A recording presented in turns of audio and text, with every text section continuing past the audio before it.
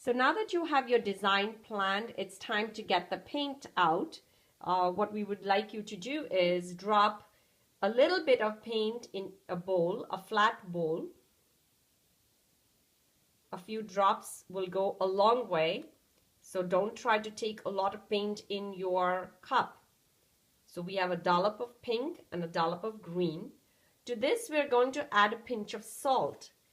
And it's very interesting because the salt actually makes the paint more liquid, which is a very interesting way of making the paint flow instead of adding water. So do not add water to this, but just add salt to it. So I want to show you a close-up of the green paint, and you will see what has happened to it after we added the salt. It has become more liquid. To this, we're going to add a piece of sponge. So add it gently and then use a squeegee or a little piece of wood like I have, or a credit card, even an old one, of course. And you can just dab it, move it a little bit so that we get the paint seeping through the sponge.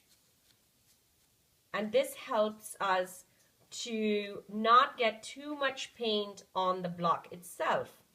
So now we have tested the green butterfly on paper, and we're now getting the pink paint ready so we can use it for the flower motif. We've decided to change our colors because we think the flower motif is going to look prettier with the pink, and we're going to use the butterfly with the green color and the bird. So once again, use your squeegee, get the paint organized, and test it out again on the piece of paper. So don't use the paint directly, because otherwise it's going to get filled up in the cracks of the block. So you do want to use a sponge. You want to lightly press on the sponge to get paint on your block. And you press it a few times and make sure you have enough paint on the design.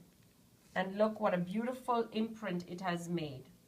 So that's our goal, to get enough paint on the block and make a nice strong imprint.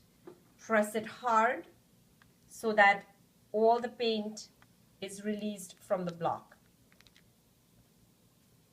Beautiful. So continuing on with our project, we're picking up paint again on the block, and then we are going to place it by starting at the bottom of the block, exactly at the point where you want to start, and then place the block, hold it, press it hard, hammer it a little bit, press it again, make sure that all the paint is released. Check the block, pick it up a little bit to make sure that you got a good print, and then pick it up with the top end up. So I think these are making really beautiful prints. If I can take a closer look, you can see how pretty it looks. So we're almost done with creating our plant. Looks beautiful, Rocky. So we're going to start adding the green butterflies and the green birds. Again, the same way. Make sure the butterfly is positioned the way you want it to be. Hold the block, press it hard, hammer it a little bit, and then lift the block in the opposite direction. And let's take a look. Oh, I guess we need to redo this a little bit. Wow, that looks awesome. So now we are ready to use our third block, the beautiful bird. Once again, start placing the block from one end. Hold the block tight. Press it hard. Hammer it a little bit to get all the paint off the block. Check to see if it made a good print and pick it up on the opposite side.